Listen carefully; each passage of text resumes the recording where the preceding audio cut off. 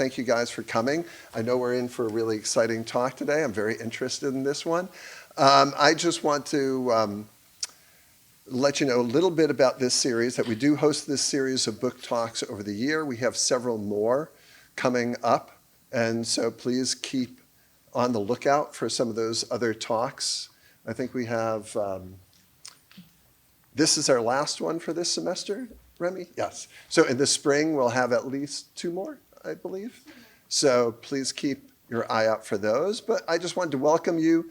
Thank you guys for coming and part of this. And let me turn it over to Kathleen Collins, who's going to introduce our speaker. Thank you.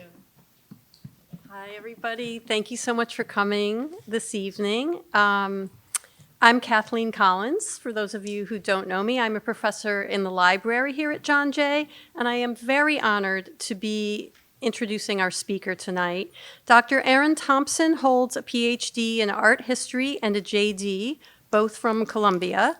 She's been a professor of fraud forensics and art, law, and crime in the Department of Art and Music at John Jay since 2013. Happy anniversary. I think it's the aluminum anniversary. Her previous book is Possession, The Curious History of Private Collectors, published by Yale University Press in 2016. Excuse me. In 2017, Dr. Thompson curated an exhibit here at the President's Gallery called Ode to the Sea, Art from Guantanamo, which featured the artwork of 6 detainees at the American military prison at Guantanamo Bay, Cuba. That show invited a little controversy and a lot of good press. 5 of those 6 detainees, initially presumed guilty of war crimes, were cleared for release. Having seen Ode to the Sea and having read Erin's second book, Smashing Statues, The Rise and Fall of American Public Monuments, published by Norton in February 2022, I see a common message in the 2 projects. There are long, complicated stories behind the apparently static pieces of visual art that we see. In Smashing Statues, Dr. Thompson searches widely for and looks deeply into such stories. I imagine that one of the things that keeps her holding fast to her ideas and her ideals is the desire to smash assumptions and to rebel against complacency. The title of her book contains a provocative gerund, smashing. But the title Questioning Statues, The Rise and Fall of Public Monuments, just isn't as catchy. But questioning is what she does throughout the book and what she asks us to do when we read and when we look at beautiful, majestic, marble, ostensibly everlasting public monuments. In questioning, breaking and shattering happens as we challenge and re-examine and re-look at these imposing objects from various angles. The questions and their responses are not as simple as black and white or red and blue. While rabble-rousing media images of toppling monuments get a lot of attention, the significance of the word rise in the book's title shouldn't be underestimated. In addressing public art about the past, Dr. Thompson reveals the surprising origins of many of the monuments in our midst, and the unobservable fact that many of them do not necessarily represent either the power structures or the wishes of the populace.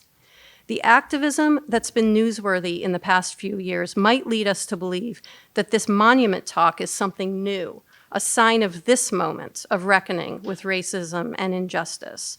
But tearing down and removing statues, the throwing out of art, is, as Dr. Thompson explains in an art history context, a legitimate and time-worn method of expressing changing values.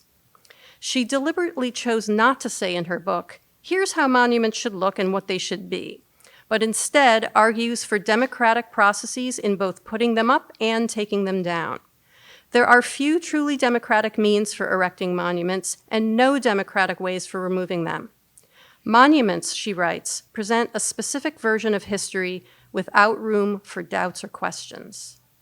Through case studies of several racialized monuments and the accounts of historians, legal experts, activists, and her own expertise in history and her own legal training, Dr. Thompson interrogates, challenges, and embraces difficult conversations and controversy. She invites readers to ask questions, to question their own understanding of history. Smashing Statues is an exceptionally engaging and enlightening book that asks the perennially relevant question, whose voice gets to be heard? Whose memories preserved and at what cost? Dr. Thompson has spoken about monument controversies at Oxford, Cambridge, and the Carter Presidential Library, among other venues. Apparently, this is the 10th talk in 5 weeks.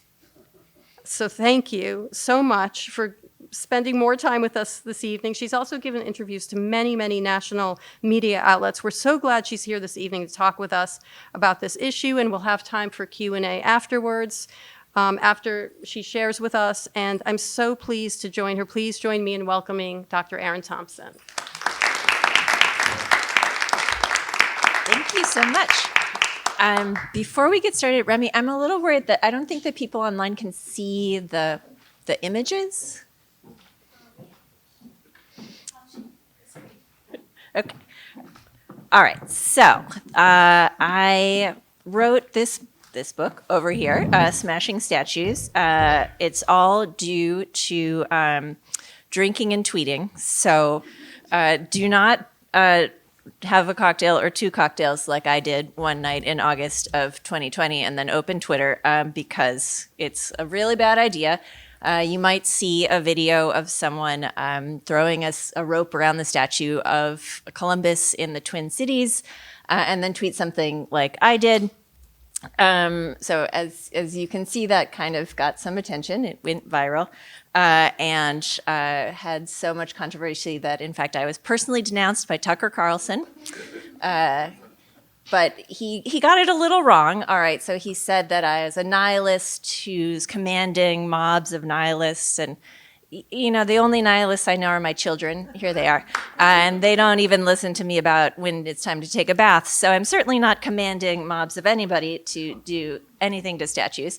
But what was really interesting to me were the thousands of replies that this tweet got, with people arguing back and forth about things that I had thought were relatively settled, like, what's people's problem with Columbus? Whatever did he do wrong? Or it's uncivilized to take down a monument. That's never happened in civilized history, et cetera. And I'm a classicist. Everything that I study has been ripped down and thrown into a pit at some point. So I thought, okay, there are things that I can contribute to this debate that people are interested in learning. So I started to research what exactly had happened and finding, so this, as of this January, a little over 200 statues in America left their pedestals. And so that is a very small percentage of the total public monuments. We've got plenty. It's okay. And although the sort of headlines would lead you to believe that most of these were pulled down during protests, it was only a very small percentage of this over 200 that were taken down during protests. Most of them were removed officially. And of course, motivations varied. Some were officials who agreed with the protesters' beliefs about the statues. Some were taking down the statues to protect them from protests. Some of those statues have already gone back up. And what I got really interested in was what I thought at first was a stupid question, because I kept reading all these news reports, and the news reports would all end with the statue loaded into a truck and driven off. And I kept asking, but where's the truck going? And so I finally broke down and made a giant spreadsheet tracking the fate of all of these removed statues. And when I wrote the book, this was the sole example of a statue that was permanently destroyed. Not even a whole statue, an image. So the sort of serving platter-sized portrait of Columbus carved into the side of this monument to Italian Americans in Connecticut. They kind of thriftily chipped him out, that's the top photo, and replaced it with the image you see being unveiled there of the American and Italian flags. So every single other monument that was removed was either relocated to a different place, usually someplace slightly less prominent, like instead of in front of the courthouse, in a historic cemetery or a battlefield, or given back to the private groups who had donated them to the public, like the United Daughters of the Confederacy or Italian American heritage groups, or most of them still remain in storage. We have not really addressed these questions. So that was the only one that had been permanently removed when I wrote the book. Good news, that number has doubled. There's now 2 that have been permanently, cannot be redeployed. So just at the end of October, I had the privilege of witnessing the first melting down of a Confederate monument, not just since 2020, but ever. We have kept in good repair all of our Confederate monuments. So this was the statue of Lee from Charlottesville, Virginia. It was at the center of the deadly Unite the Right rally in 2017. So people have killed and died to protest and protect this monument. The city finally removed it, gave it to a nonprofit group who proposed to melt it down, which they have now done, and use the metal to cast a new public monument, which has yet to happen. They're still raising funds. It was a little funny. So I went to see this. I wrote the piece for the New York Times, and then I flew to a conference in Poland. So when the news came out, I was surrounded by Eastern Europeans who were like, so you melted down one statue and you want congratulations? All right, weirdo, you got a ways to go. But I bring this up to say that these debates are still ongoing. So I have personal opinions about what I think should happen about certain monuments, but to me, writing the book, that was not the point, to make my own opinions clear. I'm just one member of our large nation. So what I wanted to do was dig into histories and look at assumptions that people have made about how old monuments are, what they stand for, what they do now. So I'm going to give you just one example today in maybe the next 20 or so minutes, and then hopefully we can have some conversation either about this example or broader questions, et cetera. So this, I'm showing you an image of Stone Mountain. The sculptor Gutzon Borglum appeared in the 1915 annual convention of the United Daughters of the Confederacy to ask for funds to transform this rocky outcropping, an 800-foot tall mountain outside of Atlanta, Georgia, into the world's largest Confederate memorial. He told them, the Confederacy furnished the story, God furnished the mountain. If I furnish the craftsmanship and you will furnish the financial support, then we will put there something before which the world will stand amazed.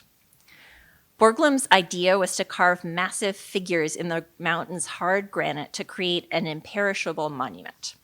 I wrote a chapter in my book about Stone Mountain, and today I'm going to briefly lay out the history, focusing on the laborers who shaped the stone and the landscape around it into what today remains Georgia's most visited tourist destination. It's also home of the world's largest laser light show. Recommend you check it out. It features not one, not two, but 3 30-foot high flame cannons. And then I hope we can have a conversation about the way, about what this history might mean for current debates about the fate of Stone Mountain, which is very much going on, as well as talk about American monuments more broadly. Okay, so back to Stone Mountain. The driving force behind the memorial project was Carolyn Helen Jameson Plain, whose husband, a captain in the Confederate Army, died at Antietam in 1862. Thanks to her long involvement with the leadership of the United Daughters of the Confederacy, Plain had organized the erection of more than 20 Confederate monuments in Georgia by 1914. But then the 85-year-old Plain decided to launch her largest project yet, arguing that the daughters should carve a bust of Confederate General Robert E. Lee on Stone Mountain to create a shrine for the South, of which all Americans may be justly proud. So Stone Mountain isn't really much of a mountain, to be honest. It's only 800 feet tall, but it's higher than anything else between it and downtown Atlanta, 20 miles away. So here's the view from the top.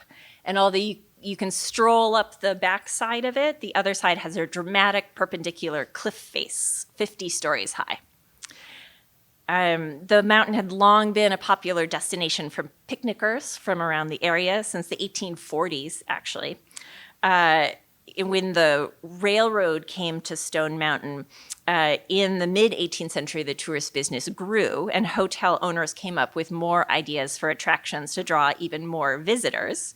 So one of these schemes, the grandly titled first annual agricultural fair and internal improvement jubilee of 1846 amounted to 2 cows and 3 horses, and their groom, who is described in the Transactions of the Southern Central Agricultural Society as, quote, 82 years old, once the servant of George Washington. This, of course, being a euphemistic way of describing him as enslaved. And I'm showing you here a 1780 portrait of Washington with another enslaved manservant, William Lee, who is the only enslaved person who was freed by Washington's will immediately. Stone Mountain quickly regained its status as a tourist destination after the Civil War. And post-war federal expansion meant that quarrying Stone Mountain's granite became an increasingly profitable business.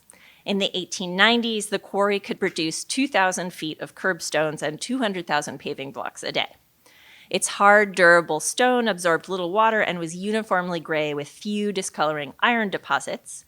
It forms courthouses and post offices across America, as well as the Capitol building steps, Fort Knox, the locks of the Panama Canal, and the foundation of the Lincoln Memorial. Stone Mountain helped build America, and the quarry's owner enthusiastically agreed with Plain it was time for it to honor the Confederacy as well. He deeded the cliff face, too steep to quarry, to the memorial project. Plain then invited her sculptor of choice, Gutzon Borglum, to Georgia. After spending a few days measuring and exploring, Borglum reported that Stone Mountain was not only suitable for colossal mountain work, but that if Egypt or Greece possessed a mountain of such sound building materials, they would have shaped the entire thing into a temple to their deity. With his help, Georgia could outstrip the ancients. He promised that Stone Mountain would become not the 8th, but the first wonder of the world. Quite the salesman. But while Plain had asked Borglum to plan only a bust of Lee, Borglum insisted that the material Stone Mountain not only dictated its proper content, a Confederate memorial, but that also its form. A single bust, he said, would look as insignificant as a dime fallen on a rug. Instead, he wanted to send more than 700 figures sweeping across the mountain, circling a central group of Lee, Stonewall Jackson, and President Jefferson Davis. Confederate infantry, artillery, and cavalry decisions would descend to join them, with 65 mounted officers representing Confederate heroes from each state. Each of these hundreds of figures would be at least 35 feet tall, and the central group was to measure 168 feet from head to hooves. To prepare the cliff face for this monument, Borglum hired a force of mainly black workers who were experienced in the hard labor of quarrying the granite of Stone Mountain. These men hung from leather harnesses and drilled holes to anchor a staircase and work platform. They carried iron rods and lumber to build these structures up the last stretch of the mountain slope, which was too steep even for trucks. As Borglum's wife later recalled, one of these men, a man named Homer, quote, could take a piece of timber 4 by 8 inches and 18 feet long, put it on his shoulders, carry it to the top of the cliff and down the stairs without dropping it or pausing for breath.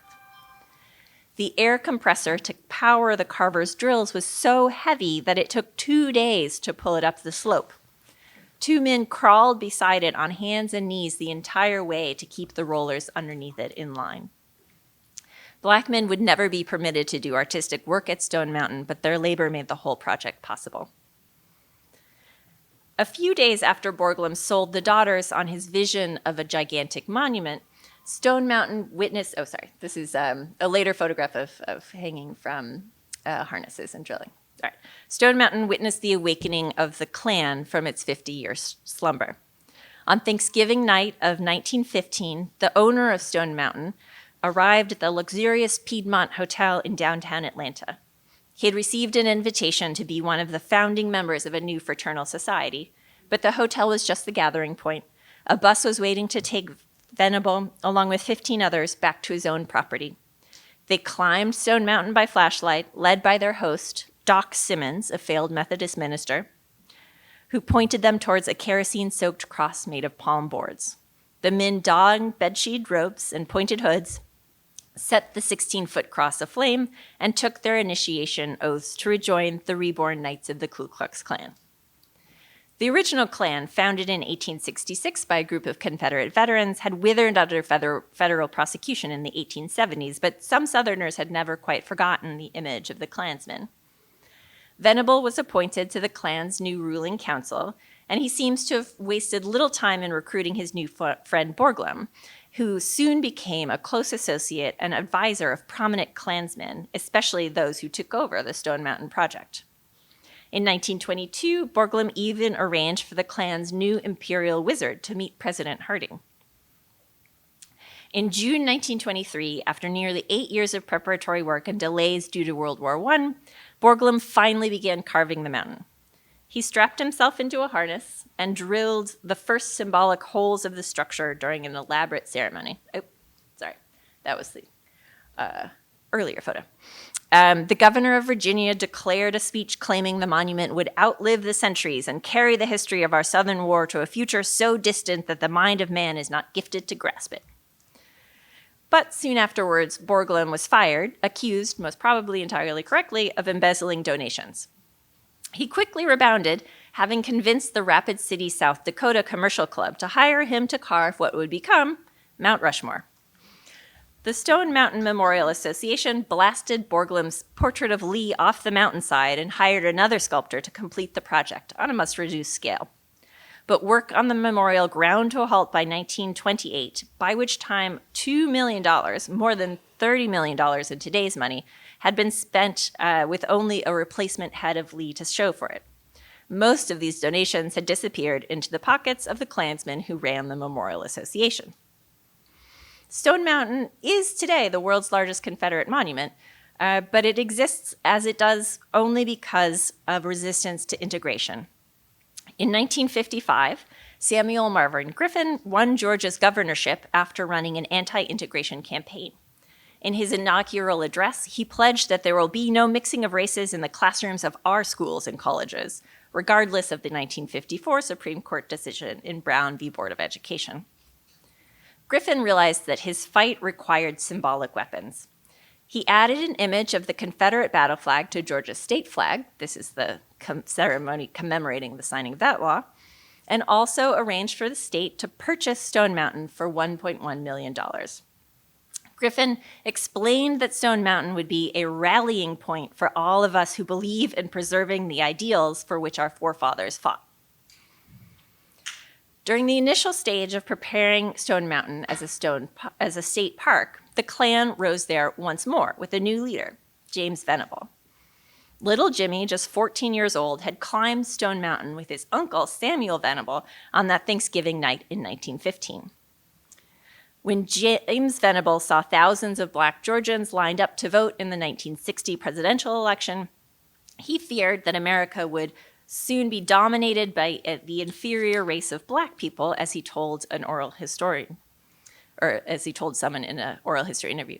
And so in 1963, he became the imperial wizard of a new faction, the National Knights of the Klan, which he ran until 1987.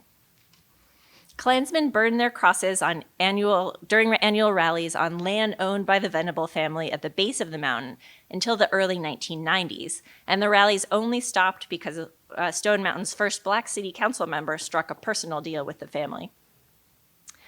During the 1960s, Georgia's state authorities added amusement to the new Stone Mountain State Park, including a golf course, a beach area with a Polynesian-style marina, and a replica plantation, whose promotional materials referred to enslaved people as hands or workers and claimed that many white Georgians had voluntarily freed their slaves before the war between the states. They moved a historic building into the park to serve as the model plantation house. I just read today that it burned down after an electrical conduit accident or spark, so this is no more. The state also hired the sculptor Walter Hancock to finish the long abandoned memorial, and the monument as we see it today wasn't dedicated until 1970. Indeed, carvers were working on finishing touches until 1972.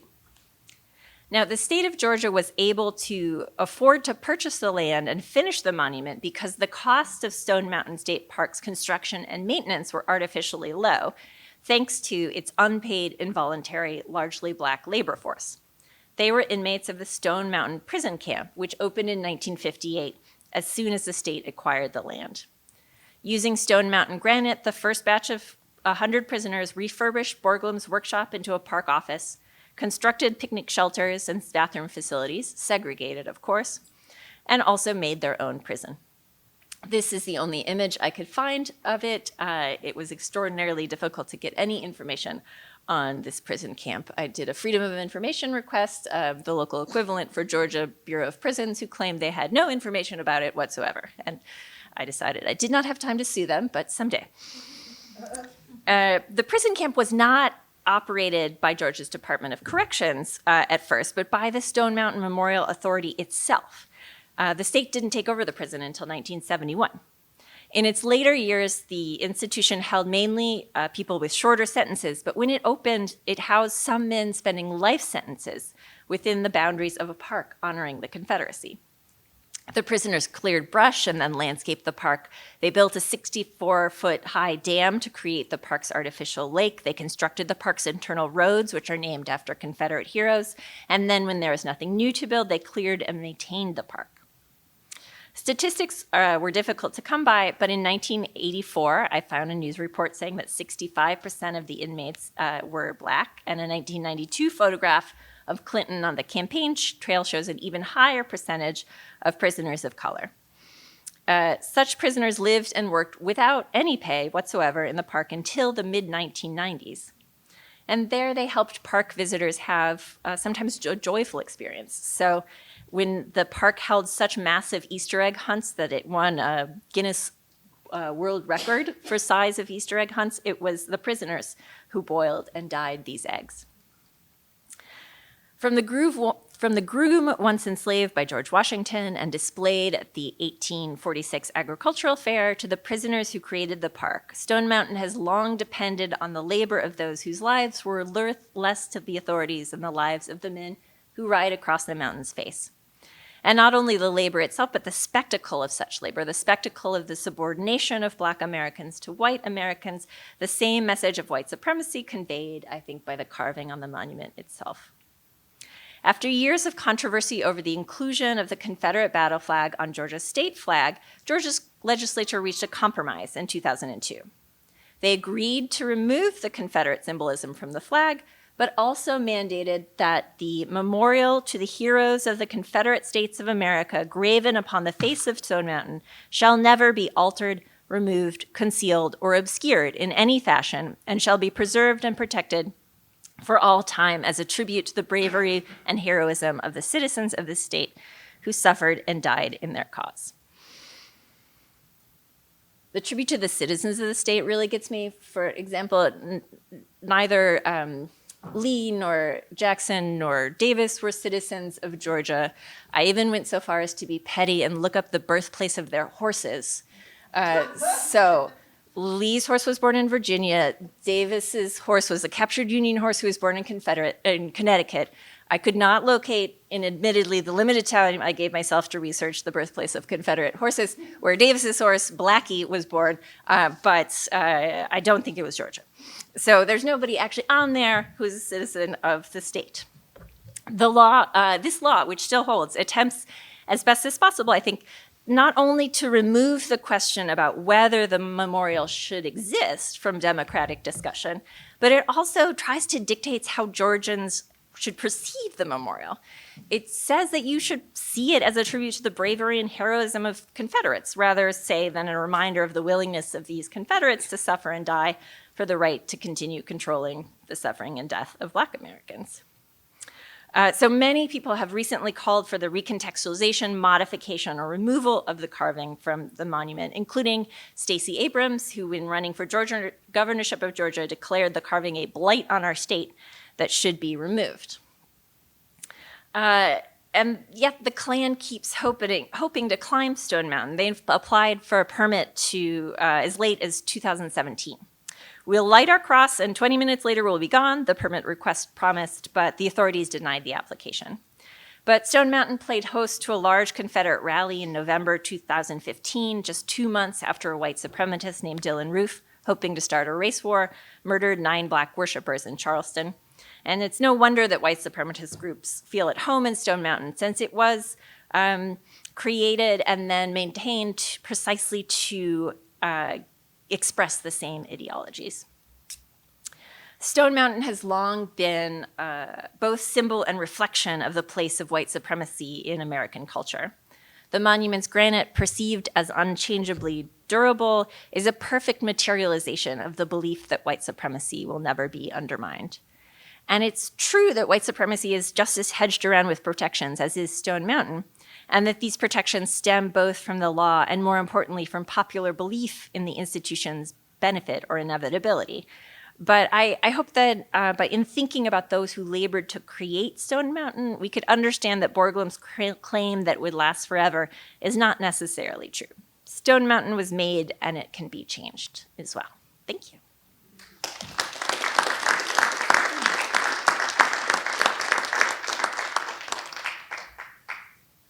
All right, I'm hoping we'll have questions. If you don't mind coming up to the microphone, just so the people online can hear you as well. I can move it. Oh, all right.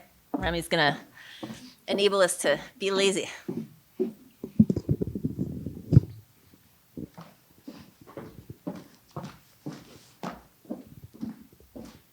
This is kind of like a technical question, maybe. So they're committed to not altering it, defacing it. Are they committed to conserving it? Are they committed to actually putting in funds to maintain and conserve the carving? Are there people climbing on there to clean it? Is it actually getting, being made beautiful for people to come see it? What a great question, which is the object of much debate currently in Georgia. So I did not see, I wrote the book during pandemic, so I didn't get to go to Stone Mountain until after the book came out, so I was very nervous. But it turns out I don't think I made any great errors. But when I got to Stone Mountain so in the summer of 2022, it was hard to look at the carving, and I don't mean like emotionally hard, I just physically, literally hard. Because you can see the mountain is gray with these kind of streaks. So there's runoff from the top of the mountain that comes and stains the carving. So it has to be cleaned every decade or so, and it hasn't been cleaned in a while, in part because park authorities estimate it would cost about $500,000 to clean it ongoingly. So there's a group called the Stone Mountain Action Coalition, who is trying to press park authorities to remove more of the Confederate symbolism from the park, rename the internal roads, et cetera. People are not really going there to celebrate the Confederacy mostly. It's like a nice park where you go and you climb the mountain, and it's just that you're climbing on exactly the same place that the Klan climbed to do their cross burnings. So they are, for instance, relaunching the museum. So when I went, the only mention of all of this history, of all the Klan involvement, was a sign that my knees cracked because it was at the bottom of the wall. So I was having to crouch down and read it. There are like 100 words on the sign. I tweeted it, and one of my followers said, "No Klansmen were offended in the writing of this sign." It was very true. So hopefully they're going to tell more of the stories, but when I talked recently to the Stone Mountain Action Coalition, asking them, what do you want to happen to the monument? They said they wanted just nature to keep taking its course. Lichen is growing, staining is happening. But will that be able to happen? We don't know, because the Georgia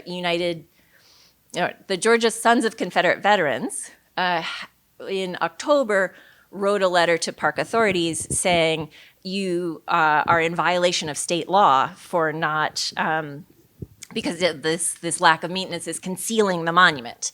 It's altering it. So we are going to sue if you don't clean it off. So it's currently a big tension point. So even what's going to happen. My favorite fact that I learned during all of this is that on the mountaintop there are these pools of water, ponds. They're rainwater pools in which live a rare species of fairy shrimp. So part of the staining that is obscuring the memory of the Confederacy is shrimp poop. So maybe that's the solution to the Stone Mountain. But we don't know. Yeah.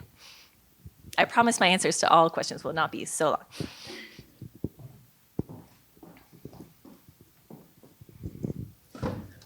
Hi, I just wanted to thank you for the presentation. I thought it was very enlightening. I just had a simple question. One was, how sort of does the recontexting the Confederacy into sort of these pseudo-historical narratives like the lost cause interfere with legal proceedings to get rid of the statue? Because there's sort of like this cultural battle of, the Confederacy wasn't, this racist, movement to ensure that slavery happens in the South, but rather, a heroic and just cause, on behalf of the South. So how exactly does that factor into the legal process in removing monuments like Stonewall?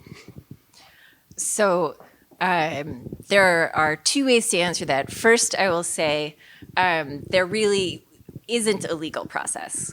So New York City held hearings a couple of years ago about controversial monuments and decided to remove one. But in many states, almost all of the states of the former Confederacy, it's simply impossible legally to remove a monument. They're protected by law, as we see here in Georgia. In most other states, there's not a specific law protecting monuments, but there's no procedure to question them. So the tweet I tweeted about, which, by the way, I was wrong. The Statue of Columbus came down in like 2 tugs. But that activist, Mike Forcha, had been trying for his entire adult life, for 20 years, to get the state legislature just to address the question of this monument. He didn't necessarily want it to come down. He just wanted some equal prominence to the question of why someone he believed had such a negative impact on the lives of Indigenous people, where it was honored when the ongoing problems of the Minnesota's Indigenous population were not. He just wanted to have the conversation, but he filed multiple petitions. It turns out all of them had just been basically thrown away, disregarded. There's never any procedure for having this debate. I interviewed him for one of the chapters of the book. So this is, to me as a lawyer, was one of the most surprising things, to find there's just sort of no peaceful legal means to even raise the question in most states, which in my mind made protests of more extra legal removals of statues have a different meaning if there's no route to having those conversations elsewhere. In terms of the effect of this memory of the Confederacy as something that was good or of mixed, as a tragedy, blah, blah, blah. I address this in another chapter of the book because you see that type of defense often of Confederate monuments. There are many monuments of an unnamed Confederate soldier who's just sort of standing there on top of a pillar. And there are a lot of people who will say, this is honoring my ancestors who were low-ranking soldiers. It wasn't their fight. They didn't own anybody. They were forced to go and fight this fight. And so to take down that monument is to take down our means of honoring our family members. So I, because I'm a cynical skeptic, thought those monuments cost a fair amount of money to put up. Usually people with the money to put up a monument want it to be, a picture of them or their besties, not to honor some anonymous poor people. So why exactly did those monuments go up? And I found that across the South, you can track those monuments to periods of labor unrest, and specifically periods of interracial unionization.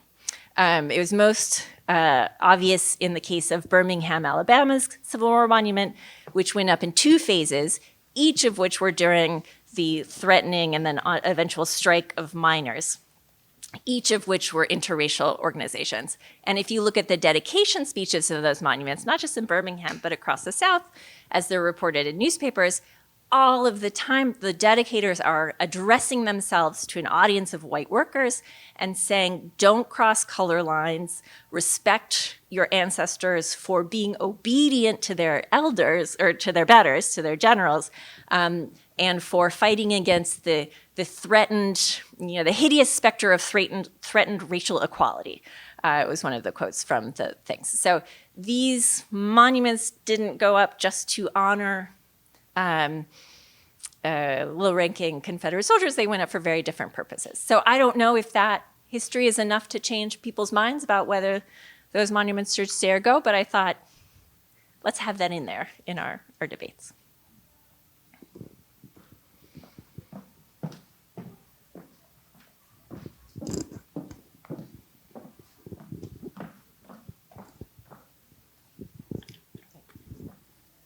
Thank you. I'm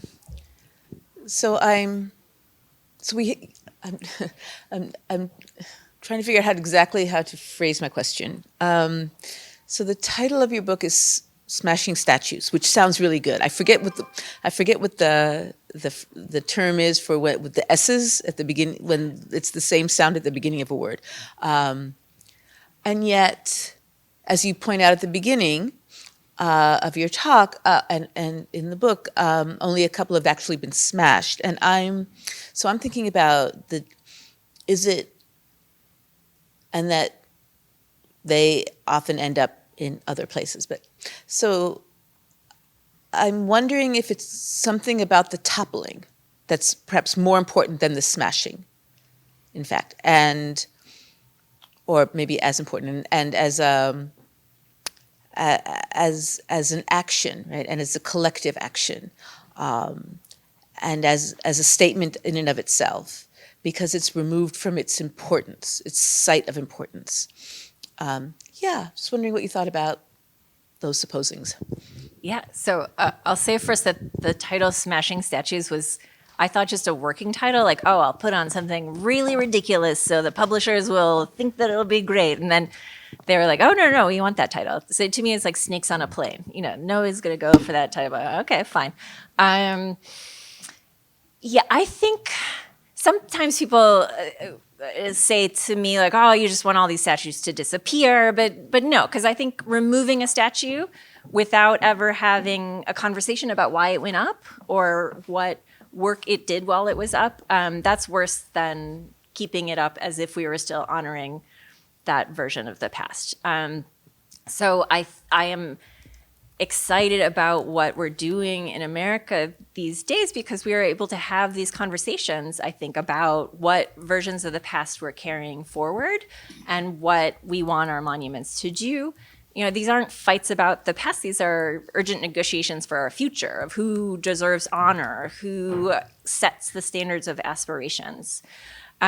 So what I am worried about is this, all of this sort of messy debate and argument kind of gets forgotten fairly soon. So I'm sure you remember from Monument Avenue in Richmond, Virginia, during the Black Lives Matter protests, these amazing photographs of modified monuments. So people writing on them, projecting on them, having gatherings around them. When I went to Richmond for the first time, again, after the book was written, I was horrified to find, the monuments are gone, but so is all the trace of this activity. They've either taken down the bases altogether or scrubbed them off so it looks like nothing ever went wrong. And I think it's really tough for authorities to permit the sign of disagreement with authority, but there's some lost opportunity. But there are some places where toppled monuments have been redisplayed with signs of their toppling. So if you go to the Valentine Museum in Richmond, which is a local history museum, a statue of Jefferson Davis that was on Monument Avenue is displayed there exactly as he was when he was removed. So he's really covered in this delightful glittery pink spray paint. And he's in a room with some historical monuments of the pride of Virginia, of the state charter, and he's in a room as well of reminders of the struggles of the state. There's a section from the first lunch counter where there was the first civil rights era sit-in in Virginia. So by thinking of him in this context, I think we can continue to have these debates. But that's a choice, and it's much easier just to put somebody in storage and not think about them again. Which is why I sometimes joke that these monuments in storage are like America's strategic racism reserve. Like, just in case we run out, we can pull them back out. Thank you so much for your talk. I have sort of two questions. One is, has the effort to either destroy or move monuments.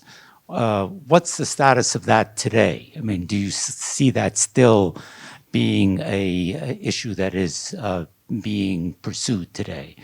And the second question is, could you talk more about the effort to change the law that is protecting Stone Mountain? Right. So I think there are less active campaigns to remove monuments because attention has shifted elsewhere, but it's not forgotten. I think there's a lot of sort of ongoing, it will take a long time. And I think people are more willing to not take monuments for granted, to realize, oh, these are things we can ask questions about, which I think is for the good. There's much more interest around adding new monuments, which I think has pros and cons. As for changing the law, I'm not sure if there's an action ongoing in Georgia. Most of the states in which the law is super protective, there's no removal of blah, blah, blah, are, so the state legislature is conservatively held, which can be particularly irritating when cities are more progressive. That's what happened in Alabama, for example. Birmingham is more progressive, majority Black since the 70s city who did not want this memorial to the Confederacy, who had never wanted it, in part because the Birmingham, Alabama was founded after the Civil War was over, so it had no Confederate dead to memorialize. But the state legislature with a heavy hand kept pressing that down. But then again, if you'd asked me the same thing about will Confederate flags be removed from state flags, I would have been very depressed about that until suddenly, like this, it happened in many states. But right now, to even propose to change the law is enough to lose your next reelection campaign in many states. Virginia did change its law in reaction to the Unite the Right rally. So there's hope, but it's a little depressing. Hi, thank you so much. I'm eager to read your book. Actually, sitting here in the moot courtroom, it reminds me of a mock mediation that I organized in Atlanta over the future of Stone Mountain, and actually got a mediator to be the brave arbiter or mediator of different parties. And my question stems from that. Given your observation that legally in the courts there don't seem to be many valid avenues for progress, what other modalities have you seen, and can you draw some lessons from your international research and your skepticism? Yeah, well, I think there have been many more name changes than there have been monuments removals, including a lot of street names, which have been brought by neighborhoods themselves rather than overarching authorities, in part because houses on streets named for Civil War, like for Confederate heroes, sell for a measurable percentage less than other similar houses. So like in some cases, it just might be hey, folks, let's look at the money. Like, let's leave aside differences. Changes are also more rapid. The military has just decided to remove all memorialization of Confederate figures. I mean, it seems pretty simple. Like, they were literally traitors to the U.S., so maybe not. I think the last military base named after a Confederate has just been renamed, and I hear in like 10 days, the U.S. National Confederate Memorial in Arlington Cemetery will be removed. So that can happen when there's just an authority being like, I have found a reason, let's do this. But I was going somewhere at that point, cannot remember. International rule comparison. So I can find the book to the U.S. because I think that these cases are so local and dependent on so many things. But I thought about international. comparisons. I thought about, for example, if you're ever in Berlin, the Spandau Citadel Museum is amazing. It's just outside the city center in the suburb of Spandau, and it's the only museum in the world that houses removed monuments. It has Prussian militaristic monuments, Nazi and Soviet era monuments. And what's really great is because these were outdoor monuments, like they're tough, they can stand up to whatever. So you go to the museum and they let you touch things. They let you climb on things. It's the only museum my kids have not complained about me taking them to, because they got to climb a 10-foot tall high head of Lenin. They're like, using his nostril as a handhold. Yeah. But they do a really great job sort of explaining the history of why these monuments went up and why they came down. And being in that museum made me realize, this is possible because those conflicts are over. And I don't think the conflict at the heart of the Civil War in America is over about what type of people should run the country. So we are still working that out. I think our debates about monuments will come to swifter resolution once we have figured out that question. But I also think debates about monuments can be a forum for having that very sort of broad, abstract debate into a more local specific discussion. So I have a question online. Do I have an opinion about depicting individual people on statues and monuments, especially in light of recent controversies over figures in monuments? So people like Martin Luther King, Nelson Mandela, Mahatma Gandhi have all been criticized in recent years for parts of their personal life. How should we react to their statues? Do I have an opinion about where we go from here on monuments representation? So again, I'm not the boss of monuments. I wish I would turn them all into slides so my children would have something to do. But I do think that we now don't have to have monuments that are a dude on a horse. Like, that has been what monuments have looked like since the Romans. Maybe time to move on. Weird idea. But we have seen from like Maya Lin's Vietnam Memorial, even the light that happens to commemorate September 11th, monuments can be gardens, they can be fountains, they can be so many abstract, still inspiring things. They do not have to be dude on a horse. And I'm a little worried that a lot of our debates about what should come next in monuments are which dude should we put on the horse? We took one dude down, who goes up next? Harriet Tubman seems to be the answer.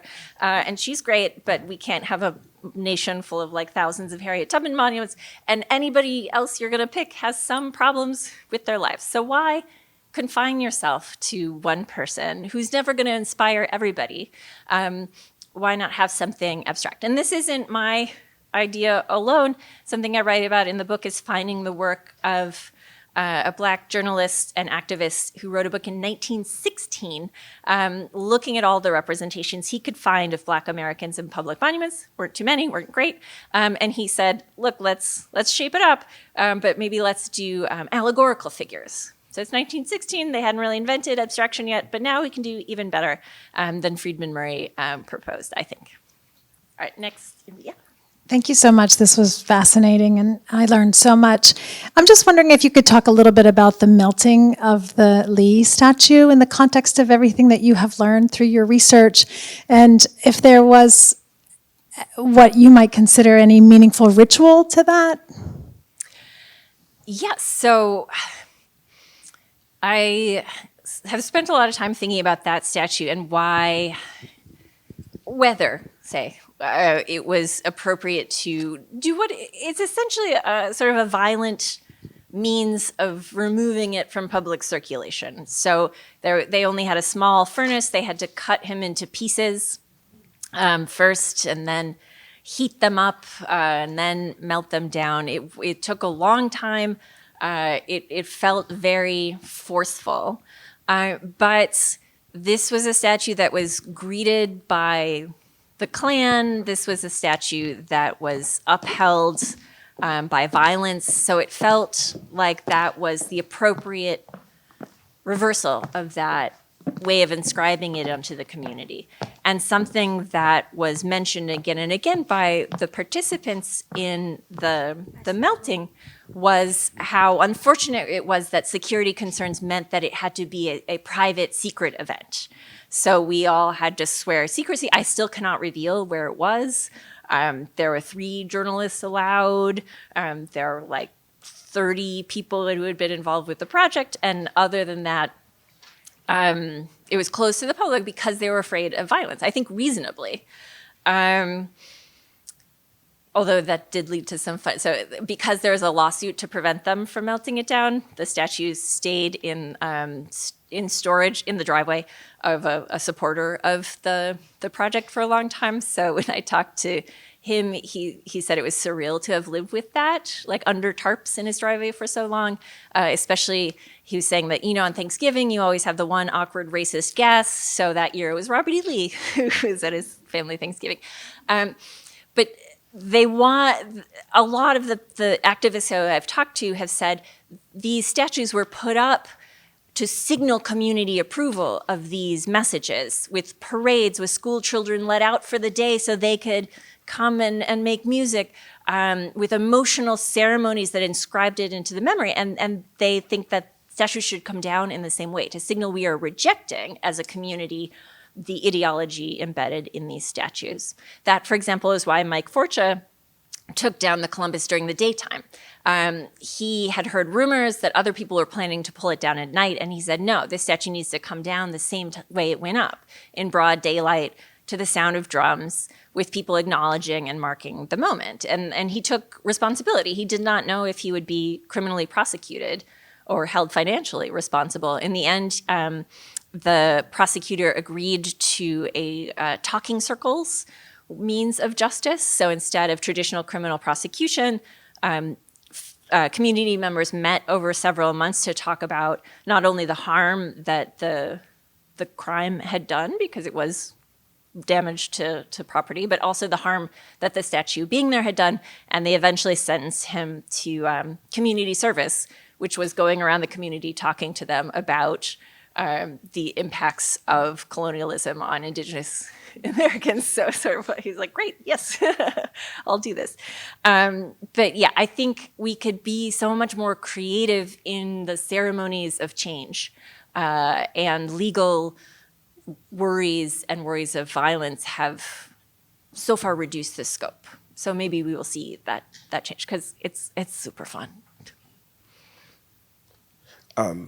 So I had a question about process. You opened with the joke talking about being on Twitter with a couple of cocktails, right? And I was thinking about, to write something like this has to kind of incite like perpetual anger.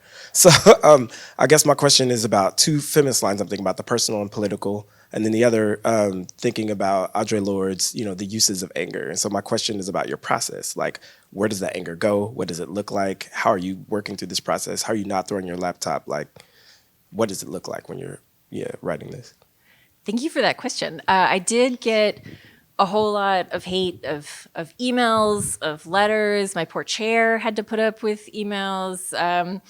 I most appreciated some folks like busted out the arts and crafts and like would send me pictures of statues with little like chains on them, or American eagles flying around. And I didn't get any death threats. I got death wishes, but that's comfortably different. I subscribed to an online service called Delete Me, which removed my phone number, my address from searchable databases. So once I did that, I was pretty comfortable that nobody was going to come after me. I know people who have had to leave their house for weeks at a time because the FBI said, oh, these threats directed against you by Confederate heritage groups are serious this time. Take a break.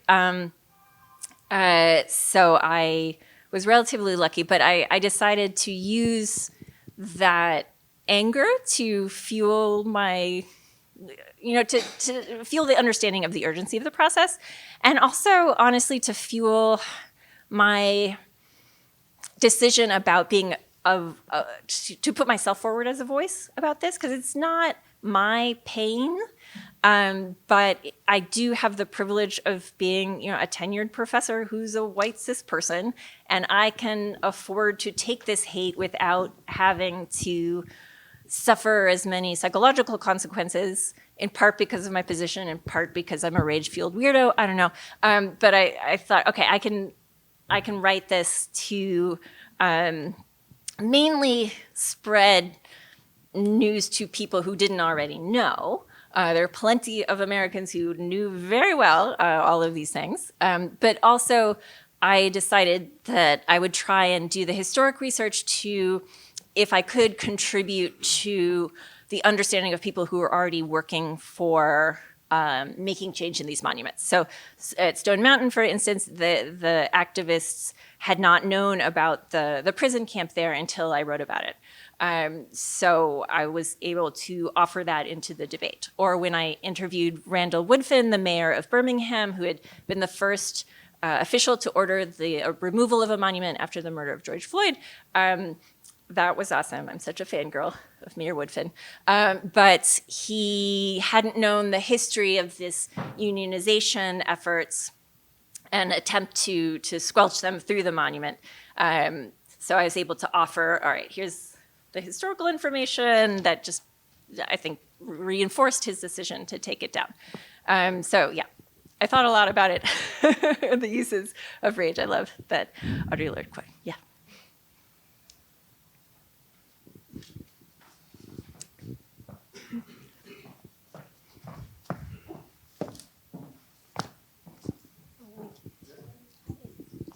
Hi, thank you so much. This has been so fascinating to me. We actually corresponded over email, so it's very much a niche topic that I have a different relation to. But one thing that really stood out to me, and I think a student over here maybe talked about recontextualizing, and I have many questions, but I'm just gonna frame it in one, which is, you spoke about this isn't new, and that's kind of what we're seeing in a lot of the rhetoric, a lot of the defensive arguments about statues going away or being toppled. What maybe, and not to put you on the spot, but how far back could we go to potentially defacing certain figures or something that would have this parallel here? And maybe could you touch on some other points that might make this timeline for us so we see this is actually another form of activism that's just not out in our textbooks? Sure. I gave a talk last year for the Getty Museum online, so I think it's recording. You can watch it about reduce, reuse, recycle of statuary, because the ancients were cheapskates. The Romans didn't like to spend any more money than necessary, so all the time they would recarve the face of a statue to be a new emperor, or use it to shame someone instead of honor them, or just carve a new inscription, decide it was somebody else. There are all sorts of creative things we can do. It doesn't just have to be statue is up or statue is disappeared. I think, again, the sort of legal strictures that we're working on have made it seem like those are the only options, but really there's so many more things that we can do. And there are a few cases of communities who are sort of remixing their statues. The Houston Museum of African American Culture is the only, as far as I know, Black institution to have rehomed a Confederate monument that was taken down from a park in Houston. And they are letting visiting artists interact with it as they will. So they, when I talked to the CEO who I interviewed for a chapter of the book, he said that he realized the power of this statue. It's really kind of ridiculous. It's called the Spirit of the Confederacy. It's a really hulky, nude guy with wings, and he's like clutching a sword and a palm frond across his genitals to conceal them. And it's very much like the Confederacy is this awesome thing that you want to be a part of, because don't you want to be with such a hot dude? So it has an attraction, a beauty, and what he wants people to realize when they see it is that folks in Houston who were resisting white supremacy, this is what they had to overcome. Everybody agreeing with this, the attraction of that idea. So it can sort of boomerang the message to tell a different type of history. Maybe last one, or how many more should we? I think one more thing we can check We do not have any more online. Um, Okay, so you and then you. Without getting too much into like the aesthetics of heroic monuments, but is there in your research, have you encountered aesthetic arguments for preservation of these monuments? People saying that these are fine examples of the work of such and such, or these are fine examples of a particular period, and the efforts that have gone into particularly preserving those works. Because I know you were talking about like abstraction and possible other modalities of presenting heroic monuments, but that preservation of that style, is it important? Yeah, that is definitely an issue to me, art historian, all about the aesthetics. But I'm not too worried because so the majority of Confederate monuments in the U.S. are very late 19th century. Most of them are actually 20th century. And many of them are just mold-made replicas of one another. Like nobody's losing out if those don't happen. Actually, if you remember the first toppling of a Confederate monument in Durham, North Carolina, was after some white supremacy murdering, and the videos have everybody like gathered in for the long haul. They've got a rope around him, they're pulling at him, and he just goes like, boop. Because he was made of hollow zinc, so not even bronze. Like he's like an action figure, basically. So we're not losing a lot. The Charlottesville Lee, for example, they commissioned a famous sculptor, Henry Schrady, who then croaked in the middle of making the mold, and it was kind of finished off by his assistant. It's not great, very stumpy Lee. I found a letter to the editor from a Confederate veteran when photos of the model were first released in the early 1920s. Who said that the statue was a disgrace because it didn't look like Lee, and also it didn't look like Lee's horse, Traveler, because Traveler was not a horse to put on airs, so this one was too prancy, apparently. So it's like if not even a Confederate veteran is saying, oh, also for Stone Mountain, Jimmy Venable also said this monument is a disgrace. The Klansman, although he is also mad about the horse. People love Traveler. So yeah, there's... People assume that these are all priceless works of art. Like once you put something into the category of art, it's no longer available for discussion. And that's, I think, exactly why they went up into that category. But we don't have to adopt that category. How you doing, Professor? I'm definitely thankful. I was listening in on the way from work. And one of the questions that I had, considering the perspectives and the roles that statues play in this historical monuments, as far as like our racial and social conflicts, do you think that we'll ever be able to get to a point where we can actually be harmonious as a community, as a country? I haven't had dinner yet, so no. Maybe get a few cheese cubes in me and I'll be more cheerful. But we have so far to go. I mean, I focused on Confederate monuments during this talk, but Union Civil War monuments, I think, are even worse, honestly, because there are only a handful of Union Civil War monuments that acknowledge the existence of Black people at all. And all of those are showing the figures like kneeling in front of Union officials who are handing them the Emancipation Proclamation, like, here, I freed you, say thanks, when in reality, like an astoundingly high percentage of Black men fought in the Union Army during the Civil War. I think it's something like more than 70% of Black Northerners and like 30% of Black Southerners of the right age, because they like freed themselves, they escaped, and then they went back to fight. So this is just not acknowledged. Seems pretty gross. So not just like Yank-splaining Confederate monuments. I'm also mad at Northern monuments. But after I've had some cheese cubes, I will become more hopeful about the fact that we are having these conversations, at least. That we are thinking about whose pain deserves to be memorialized and whose triumphs should be celebrated and what that effect should have on one another. thank you again for coming, and let's keep talking, just without a microphone. Thank you, guys. If you are a student and you'd like to get an extra credit, please register. There is a registration form going on, and thank you so much.